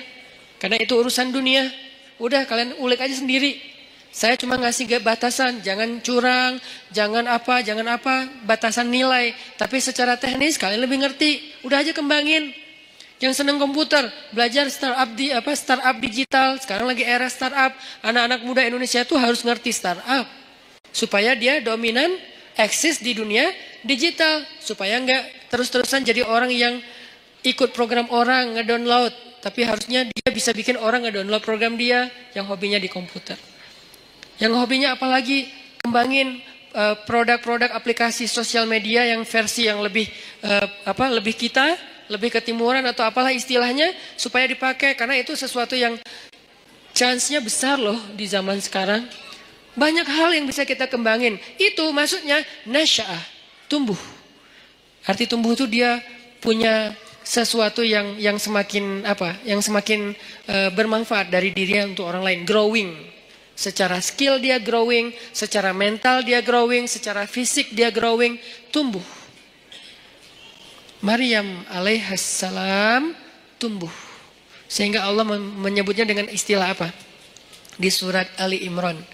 Fataqabbalaha rabbuha biqabulin hasan wa ambataha nabatan hasan. Wa kaffalaha Zakaria. Allah menerima Maryam dengan penerimaan yang baik. Menerima di mana? Untuk punya kamar di Masjidil Aqsa. Yang tadinya nggak boleh perempuan punya ruang di Masjidil Aqsa menurut tradisi Yahudi. Bukan agama Yahudi, tradisi Yahudi. Kalau agama langit dari dulu laki-laki dan perempuan itu sama-sama dihargai. Ketika agama ini mulai dirubah, maka nilai ini juga berubah. Sampai orang Yahudi bukan lagi punya agama, punya tradisi.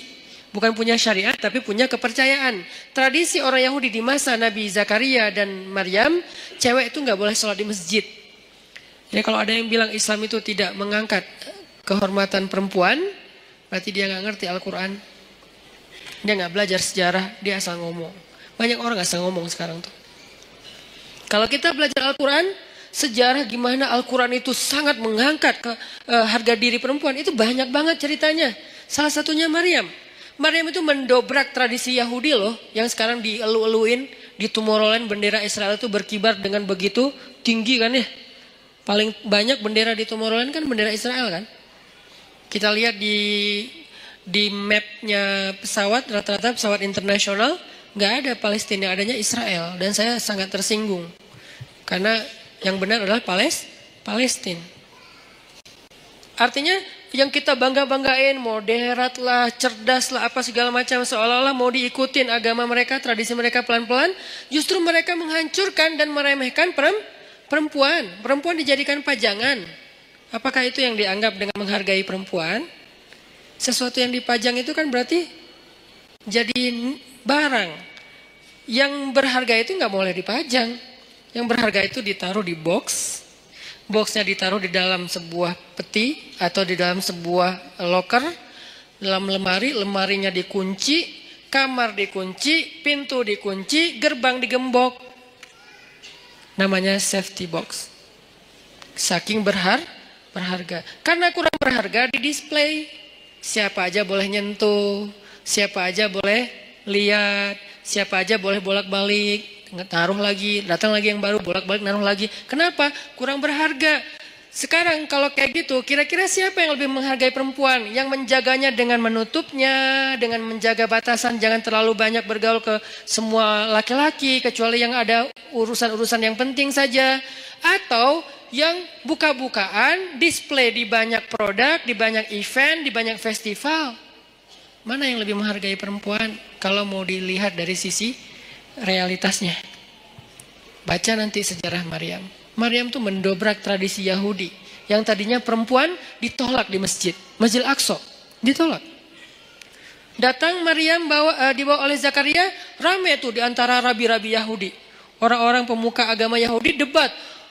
Wahai Zakaria, kamu sudah mencoreng tradisi nenek moyang kita. Mana pernah di Masjid Al-Aqsa ini ada perempuan. Mereka lupa bahwa bahwa agama ini berasal dari seorang laki-laki yang punya istri, yang punya anak perempuan, yang punya ibu.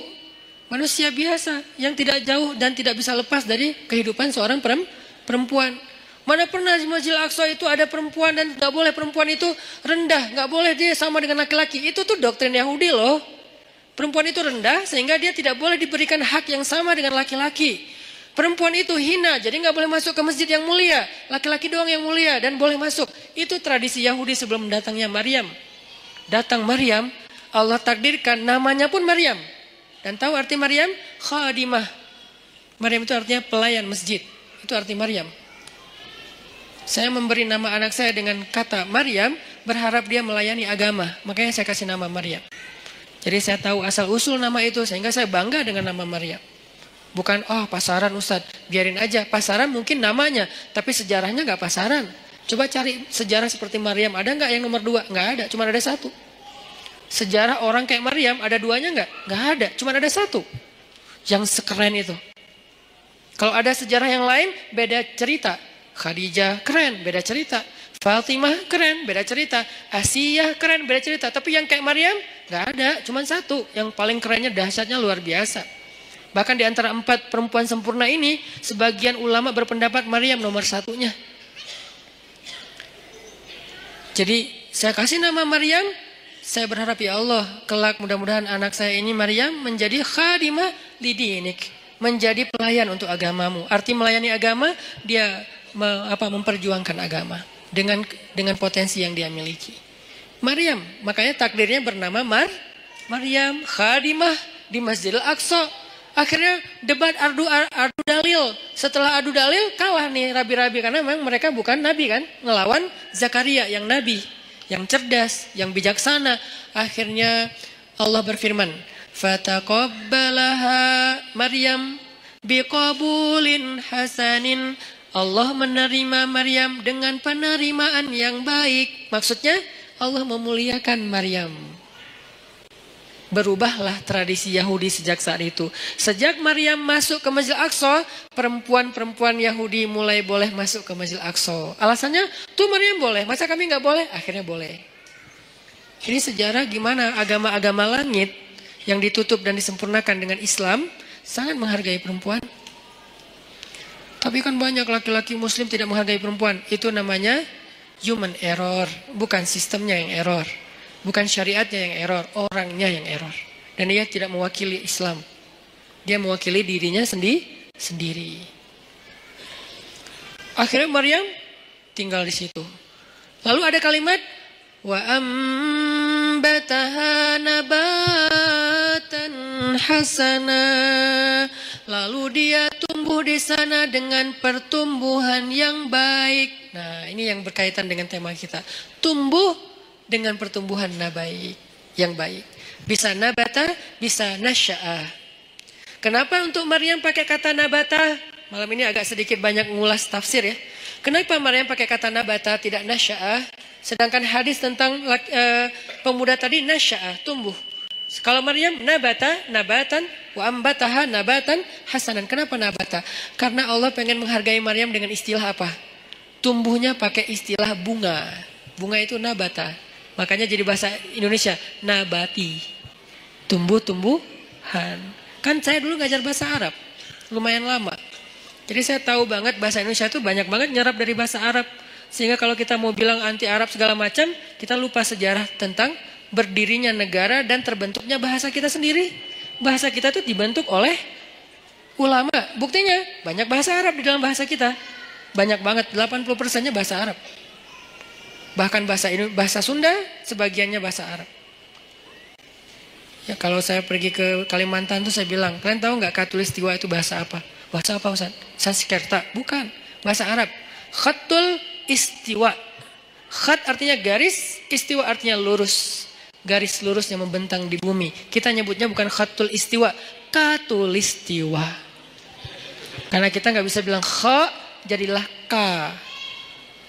Katulistiwa. Kita nggak boleh lupain sejarah. Cuman ini nggak perlu jadi perdebatan. Karena di sini nggak ada ruang debat, saya sampaikan. Tapi di sosmed saya nggak mau ngomong kayak gini. Debat, nggak penting. Tapi ini bagian dari taskif kita. Nabatan. Allah tuh pengen menghargai Maryam, maka disebut dengan nabatan. Bahasa kita nabati, artinya tumbuh-tumbuhan. Tumbuh-tumbuhan di sini artinya bunga. Maryam itu kata Allah, kamu itu bunga wahai Maryam. Kamu itu bunga. Makanya fitrah perempuan senang bunga. Jangan kasih kaktus tapi.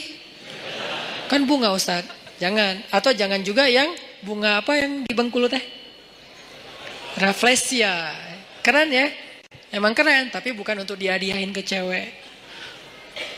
Kamu, kenapa sih kamu? Enggak, ini bunga buat kamu. Aduh kok gini sih? Nah, bunga namanya juga bunga bangkai. Jangan kasih bunga, ya apalah. Tapi boleh yang asli, boleh yang sintetis. Biar nggak layu. Ini buat kamu, kok yang kayak gini sih? Kan ini nggak asli. Biar nggak layu, seperti cinta aku. Oh ya, cinta aku nggak ori, tapi dia nggak layu-layu sih. Apaan sih nggak jelas. Jadi maksud Allah pakai kata nabatan, menurut tafsir Allah tuh menghargai Maryam, makanya pakai bahasa Maryam itu kayak bunga tumbuh dengan mekar, dengan baik, itu Maryam. Tapi korelasinya dengan pembahasan kita, Maryam itu tumbuh dan tumbuhnya dalam bi'ah solihah namanya. Apa arti bi'ah solihah? Lingkungan yang baik. Berarti pelajaran kedua tentang tumbuh yang bisa nanti dapat naungan di padang mahsyar, biar kita termasuk orang yang gak mager adalah cobalah cari bi'ah solihah, carilah lingkungan yang baik. Kalau gitu kita gak boleh gaul sama orang yang gak baik, boleh. Tapi kita jadi ada dua, ada kebutuhan kita, ada lebih ke share-nya kita. Kita kalau mau sharing, mau giving, mau berbuat baik, cari orang yang belum baik untuk kita ajak baik bareng. Tapi kita sendiri juga belum baik-baik amat. Sehingga kita butuh yang mengajak kita lagi nih. Semua orang saling mencari dua itu tuh. Satu project untuk dia beramal soleh dengan mencari teman-temannya yang belum hijrah, ajak hijrah. Tapi kalau gaulnya sama itu doang, lama-lama kita lemah. Cari juga bi'ah solihah yang bisa ngajak kita, yang bisa ngingetin kita. Watawasau bil haq, watawasau bis sob. Bi'ah solihah namanya. Cari pertemanan. Gimana cari? Ini lebih ke teknis ya. Gimana cara cari teman yang bisa jaga iman kita? Karena kata Nabi, almar'u ala dini khalili, seseorang itu agamanya tergantung temannya. Cari, serius nyarinya, kepoin. Jadi kalau belum halal nggak usah nyari orang yang mau dipacarin, mending cari orang yang mau disahabatin. Sahabatnya dunia akhirat, yang nanti di padang mahsyar dia nanya kita, ya Allah, kemana sahabat saya yang dulu ikut taklim bareng? Kemana sahabat saya yang sering ngingetin tahajud? Kemana sahabat saya yang ini? Kata Allah, dia di pintu neraka. Bentar lagi mau masuk tuh. Ya Allah, saya bersahabat karena engkau dengan dia di dunia. Selamatin dia, boleh nggak saya tarik dia supaya nggak masuk neraka? Ya Allah, saya selamatin. Boleh, cari aja. Langsung dia kejar ke neraka. Nyari secepat mungkin dia ke pintu neraka. Ngomong ke malaikat, dia sahabat saya yang ini di mana orangnya? Itu tuh bentar lagi mau dimasukin. Sini, jangan masuk dulu. Akhirnya dikeluarin. Ada apa? Kamu sahabat saya? Ya, kita kan dulu bareng ke TSB. Emang masih disebut Ustaz istilah-istilah kayak gitu? Masih. Apa yang kita rasain di dunia itu masih kita sebut. Dan gak diganti istilahnya loh. Kita masih ngomong kayak gini banget kita ngomong. Kita kan Rabu malam sering ikut taklim bareng kan? Iya. Dan seringnya kita di depan halaman kan? Iya. Kenapa? Karena kita nungguin yang lain pulang nanti kita boncengin, bayar. Boleh lah. Yang penting dia pernah ke masjid bareng. Ya udah, terus apa? Gimana nih? Allah memberi izin saya untuk menyelamatkan kamu dari neraka. Masuk. Nah, ini orang kayak gini harus dicari. Dia tuh nemenin kita di dunia dan akhirat loh. Lebih penting daripada pacar. Kecuali pacar halal. Kalau pacar halal udah gak ada lah yang bisa dibandingin ya. Udahlah terbaik itu mah. Tapi kalau ini mah beda project. Pacar halal kan untuk membahagiakan kita ya. Kalau ini untuk menyelamatkan kita. Bukan membahagiakan. Mungkin dia gak akan ngebahagiain kita. Jangan berharap kita bahagia bareng dengan dia. Aneh. Ustaz saya udah bahagia dengan dia. Aneh ya. Dia nyelamatin agama kita. Maksudnya nyelamatin kita dari dosa. Nyelamatin kita dari pas lagi kayak futur, istilah anak-anak aktivis teh. Futur itu pas lagi down, ya drop imannya itu. Dia nyelamatin. Caranya gimana? Cari orangnya yang agamanya bagus. Arti agamanya bagus.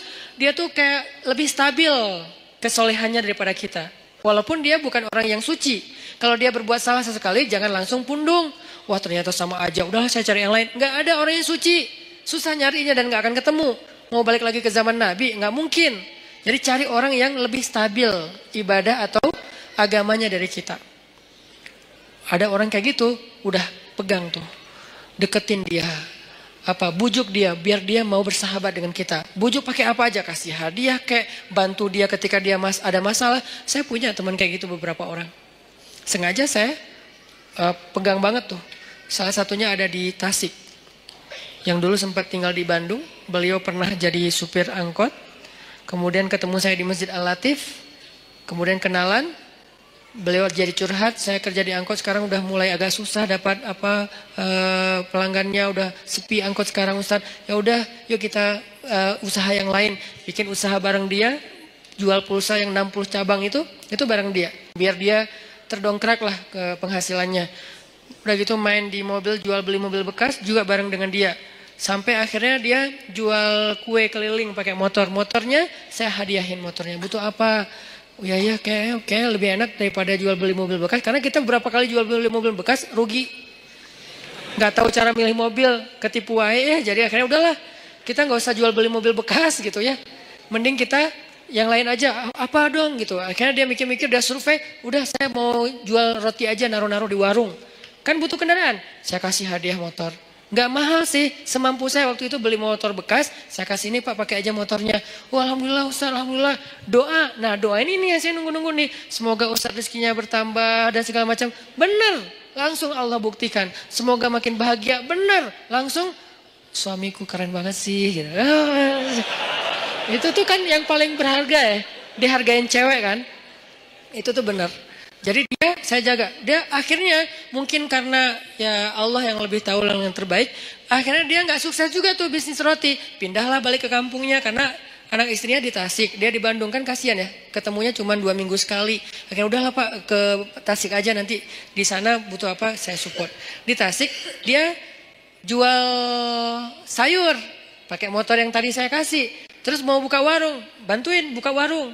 Kenapa? Saya pengen dia ingat saya setiap kali dia punya masalah. Sehingga kelak ketika saya punya masalah di akhirat, dia yang akan bantu saya. Di dunia, kalau dia punya masalah, saya bantu dia. Di akhirat, saya punya masalah, dia bantu saya. Itu prinsip saya tuh. Karena saya tahu ibadah dia. Dia pernah nginep di rumah saya waktu masih di Cimahi. Kan rumah saya tuh di tengahnya ada courtyard, courtyard. Maksudnya ada ruang terbuka gitu. Ruang terbuka di belakang baru ada kamar buat tamu. Jadi biar nggak nyampur dengan ruang utama. Jadi tamunya bebas, istri bebas di rumah. Jadi nggak harus pakai hijab terus. Nah malam nih jam 1 malam saya bangun ke dapur dengar orang nangis di belakang. Ngeri kan? Jam 1 malam dengar orang nangis. Ngeri banget kan ya? Itu horor banget loh. Tapi berhubung waktu itu saya penasaran, saya buka pintu dapur, saya ngeliat pelan-pelan, saya buka. Nih pokoknya kalau ada yang aneh gue tendang nih. Buka pelan-pelan udah siap-siap gitu kan. Ternyata dia lagi sholat di courtyard, di ruang terbuka itu. Karena ternyata hobi dia itu sholat di ruang terbuka emang. Tahajud. Dia lagi sholat, nangis dalam sholatnya. Gini. Dan saya berharap pas dia nangis itu, dia nyebut nama saya. Itu kan yang paling berharga kan. Karena mungkin buat dia, saya paling berkesan dalam hidup dia. Sering nolongin, sering jadi hero lah. Sehingga dia pasti nyebut di dalam doa itu yang saya harapin. Saya ngintip, Masya Allah. Nah ini berarti ini orang nih harus saya pegang nih. Saya tolong dia di dunia nih, biar dia tolong saya nanti di akhirat. Sampai, ini minggu depan saya niat mau ke Tasik lagi, mau ngasih dia hadiah karena anaknya mau nikah. Mau ngasih hadiah yang istimewa, biar dia ingat saya.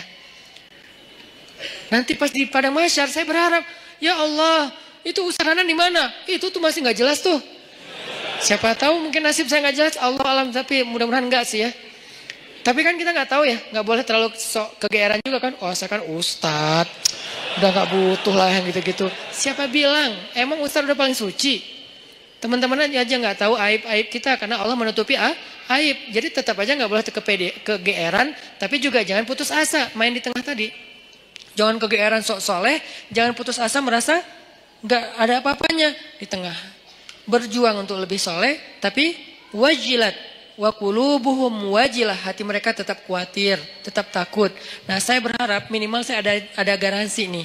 Begitu saya agak-agak ada rada-rada aneh-aneh nih di padang mahsyar, dia ngomong ke Allah, "Ya Allah, dulu saya motor dikasih sama dia. Warung saya disupport sama dia. Saya keluar dari angkot dulu gara-gara dia. Makanya saya hidup nggak jelas di dunia teh. Gara-gara dia semua nih. Ya Allah, dia udah banyak nolongin saya. Tolong dia dong ya Allah. Boleh nggak saya tolongin dia? Karena nih orang benar-benar ahli ibadah. Saya bareng dengan dia pernah jadi driver saya juga. Bareng dengan dia nyetir ke Jakarta. Ke Sukabumi. Kita ada acara di Sukabumi, dia nyetir. Pak, bantuin saya nyetir. Oke, nyetir. Di mobil, saya tilawah surat Al-Muluk. Murajaah hafalan lah. Tabarakalladzi biyadihil mulku wa huwa ala kulli syai'in qadir. Wa laqad zayyana as-samaa'a ad-dunya bimasabih wa ja'alnaha rujuman lisyayatin wa a'tadna lahum 'adzabas sa'ir. وللذين كفروا بربهم عذاب جهنم وبئس المصير. Itu yang lagi nyetir nangis terisak-isak. Saya aja yang tilawah nggak nangis. Kan aneh kan? Pas saya ngeliat, aduh nangis juga.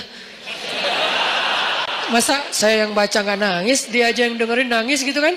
Cepet banget air matanya berlinang. Berarti kan hatinya bersih. Berbaik sangka ya. La nuzaki ahadan Allah. Kita nggak menganggap seseorang suci di depan Allah, tetapi kita berbaik sangka. Hatinya bersih, lebih bersih dari saya. Makanya dia lebih mudah nangis daripada saya. Sabar banget sama anak-anak tuh, megang banget dia, luar biasa pokoknya. Nah ini nih saya pegang nih orang nih, nggak boleh jauh. Butuh apa? Saya support. Butuh apa? Saya harus punya kelebihan sedikit harta biar kalau ada dia butuh apa-apa saya pasti ngasih. Cuman itu yang bisa saya lakukan. Karena kalau fisik nggak bisa bantu dia fisiknya lebih kuat. Kita bikin mukhayyam tuh di Ciwidey, bikin mukhayyam anak-anak pemuda hijrah. Becek-becek, kita lagi berhenti istirahat dulu mau bangun tenda, dia bangun sendiri tuh. Dia cangkul semuanya. Pokoknya nih kita nyebutnya dia itu ini, istilahnya tuh Hulk, kayak Hulk, tenaganya kuat banget.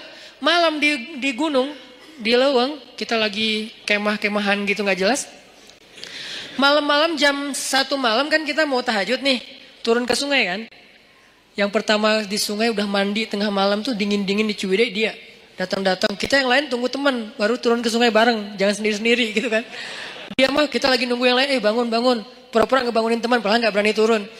Bangun. Udah mau jam 1 bentar lagi Kiam, bangun. Pas kita udah pada bangun, dia datang. Hah, Pak, kok segar banget? Habis mandi Ustaz, di mana? Di sungai. Ustaz saya anterin. Saya pura-pura gengsi gitu dong ya. Nggak usah, bisa sendiri gitu. Tapi dia maksa, saya curiga. Sampai sekarang saya tahu kenapa dia maksa nganterin saya. Karena dia baru ngeliat sesuatu di bawah. Makanya dia maksa, dia khawatir, dia sayang banget sama saya, dia kayak khawatir gitu, jangan ntar Ustaz diganggu atau apa. Ustaz saya anterin, nggak usah Pak, nggak usah, udah Bapak kan udah selesai wudhu kan, ya udah tahajud aja duluan. Saya nyusul, saya bilang nggak usah, dalam hati saya anterin dong, ngeri nih, kan itu tengah hutan, siapa tahu ada yang lewat putih-putih. Ayat kursi saya hilang, tiba-tiba hafalan saya apa ya, udah hafal lupa gitu kan, aduh ngeri banget gini. Pak Ustaz saya anterin. Gak usah. Anterin. Akhirnya maksa dia duluan. Dia pas saya wudhu di bawah di sungai itu dia kayak was-was banget. Saya perhatiin kok dia was-was gini ya. Terus pas kita udah naik, yang lain pada datangnya rame-rame. Jadi dia udah rame tuh. Besok-besoknya saya tanya. Dia bilang udah gak apa-apa Ustaz, gak apa-apa. Tapi saya yakin sampai sekarang dia pasti ada sesuatu. Makanya dia maksa banget. Gak pernah dia ekspresinya kayak gitu. Karena saya kenal dekat sama dia. Tapi dia gak pernah sekuatir itu sama saya. Ini bukan nakut-nakutin ya. Tapi emang menakutkan sih, ngeri. Jadi maksudnya teman-teman intinya adalah itu tuh cara kita nyari bi'ah solihah. 1, 2, 3. Kalau ada 40, targetnya 40. Kenapa 40 Ustaz? Hadis. Kalau seseorang meninggal dunia disolatkan oleh 40 orang solih, dijamin terbebas dari azab kubur, api neraka, pasti masuk surga. 40 dengan kualitas kayak dia, itu gak gampang loh nyarinya. Bukan 40 orang, 40 orang soleh. Yang solehnya secara zahir kita lihat. Dan kita gak bisa ngelihat yang batinnya. 40 orang. Mulai dari 1, 2. Dan orang kayak gitu tuh jangan cuma kenal. Kalau cuma kenal, nanti di akhirnya juga cuma kenal. Kamu kenal? Kenal. Gitu doang. Sampai bersahabat, sampai dia sayang sama kita. Makanya saya tuh walaupun dia udah di Tasik, kalau di rumah ada apa-apa, saya bilang, Pak, saya mau pindahan. Oh iya Ustaz, subuh dia datang tuh. Saya pernah tuh mobil saya, dia benerin rem. Cuman dia karena mungkin dia kayak otodidak ya, salah ngebenerin remnya. Malah ngelok gitu. Dia benerin rem mobil saya, karena sebetulnya saya bisa naruh di di yang resmi ya, dealer resmi. Cuman karena saya kayak ngerasa pengen nyari alasan buat ngasih ke dia. Saya nggak mau ngasih dia tanpa ada kerjaan biar menghargai dia kan. Jadi saya kayak udahlah rem mobil aja deh. Cari-cari apa nih yang bisa diinin. Pak beneran rem mobil udah habis, udah aus gitu kan. Cari dia sama dia rem mobil. Sebenarnya rugi buat saya karena kenapa? Lebih bagus di dealer kan. Cuman kayak sayang aja gitu sama dia. Benerin. Saya pikir ya aman-aman aja nih. Karena dia orang kuat banget. Saya pernah mobil yang dulu yang kita jual beli mobil. Mobilnya mesinnya turun mesin. Kebayang gak turun mesin? Itu ngerjain sendiri. Satu pakai dongkrak, satu pakai tangan. Satu sebelah sana pakai dongkrak, sebelah sini pakai tangan. Sebelah kiri turunin mesin. Itu tuh orang benar-benar Hercules tuh. Sebelah sana, karena dongkraknya cuma ada satu pakai dongkrak, sebelah sini ditahan pakai tangan, turunin pelan-pelan mesinnya pakai tali gitu, udah turun, dipasang lagi pakai baut. Itu sebelah tangan semua dikerjain sama dia. Itu ngeri banget tuh orang. Jadi kalau saya mau bantu dia dari fisik nggak mungkin. Saya bantu dia dari doa, dia doanya lebih panjang. Saya bantu dia mungkin hanya sedikit dengan kebutuhan finansial dia. Akhirnya saya bayarin, dia benerin rem mobil. Ternyata salah masang. Saya jalan di jembatan Surapati tuh ngelok. Tuk gitu, tiba-tiba ngelok. Untung bukan di tol. Kalau di tol kan bisa ngejungkir kan. Untuk kecepatan ya sekitar 60 atau 40 gitu ngelok. Ngelok di atas jembatan. Saya telepon, Pak ini remnya kenapa ya? Dia di Tasik. Malam jam 9 malam. Pak ini rem kenapa kok bisa ngelok gini? Aduh Ustaz salah, kayaknya ada yang salah. Saya sekarang ke Bandung. Dia mau ke Bandung aja tuh naik motor. Beneran jam 11 malam udah di Bandung. Padahal saya bilang jangan saya panggil montir aja datang ke tempat saya biar dibenerin di sini atau di direct deh. Jangan. Ya udah ditutup telepon tetap datang. Jam 11 malam datang. Ada apa lagi saya kejadian di sini tuh. Ini buat saya kenapa saya yakin banget megang dia. Ada apa aja dia datang. Subuh-subuh datang. Jam 2 malam datang. Kalau di dunia aja kayak gini dia belain saya. Gimana di akhirat? Supaya dibelain segitunya. Kita harus modal dikit lah.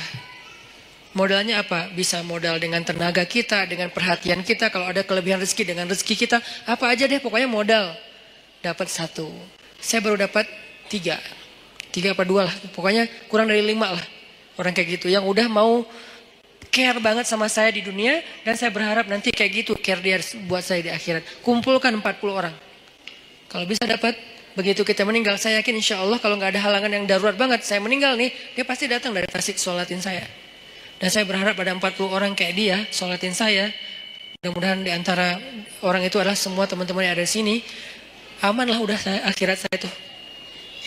Mungkin ada 1.000 orang, 2.000 orang yang sholatin kita. Pasti ada 40 orang mudah-mudahan ya yang soleh banget. Ya udah aman udah. Nggak ada azab kubur insya Allah. Dikubur tenang-tenang aja. Kiamat kapan ya? Kiamat kapan ya? Gitu. Karena orang yang baik amalnya kan pengen cepat kiamat kan.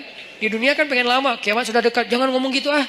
Kalau dikubur, please ya Allah, tiup sangkakalanya, pengen cepat gitu, pengen masuk surga. Ini namanya bi'ah solihah, mencari pertemanan yang baik. Kayak gitu teknisnya. Yang terakhir, fi ibadatillah. Kalimat fi ibadatillah ini artinya dalam hal yang tidak berbuat dosa. 1, pemuda yang banyak godaan, yang penting istiqomah. Yang kedua, cari lingkungan, tumbuh. Kita habiskan waktu kita dengan hal yang positif, walaupun gak harus semuanya wajib dan sunnah. Dan yang ketiga, ibadah kepada Allah itu tingkatin. Kayak tadi, sibukkan diri kita. Sampai gak sempat mikirin dosa, sibukin. Apa yang bisa bikin kita sibuk? Yang menyenangkan gak apa-apa, tapi yang bukan dosa. Sibukin dengan ketemu teman, sibukin dengan misalnya ngerjain hobi, sibukin dengan olahraga, sibukin dengan main-main yang bermanfaat, sibukin dengan geng, sibukin dengan proyek sosial, naik lagi levelnya sibukin dengan Al-Quran, sibukin dengan ibadah. Pokoknya sibukin diri kita sampai gak sempat mikirin yang macam-macam. Itu baru namanya syabun nasya'a fi ibadatillah. Mudah-mudahan dengan gitu kita udah gak mager lagi insya Allah.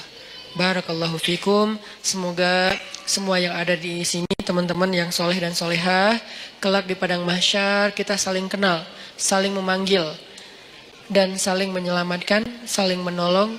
Dan insya Allah semua kita termasuk di antara golongan yang Allah sebutkan orang yang mendapatkan naungan Allah di hari ketika tidak ada naungan kecuali naungan Allah. Allahumma inna nas'aluka ilman nafi'a wa qalban khashi'a wa amalan saliha wa rizqan halalan tayyiba. Allahumma ansuril Islam wal muslimin. Allahumma ansuril muslimina fi Palestin. Allahumma ansuril muslimina fi Suriah. Allahumma ansuril muslimina fi Yaman. Allahumma ansuril muslimina fi Rohingya. Allahumma ansuril muslimina fi kulli makan. Allahumma wahid kalimatal muslimin wa wahid sufufal muslimin wa alif baina qulubil muslimin. Allahumma ja'alna minas salihin. Rabbana atina fid dunya hasanah wa fil akhirati hasanah wa qina azabannar. Barakallahu fikum, billahi taufiq wal hidayah. Wassalamualaikum warahmatullahi wabarakatuh.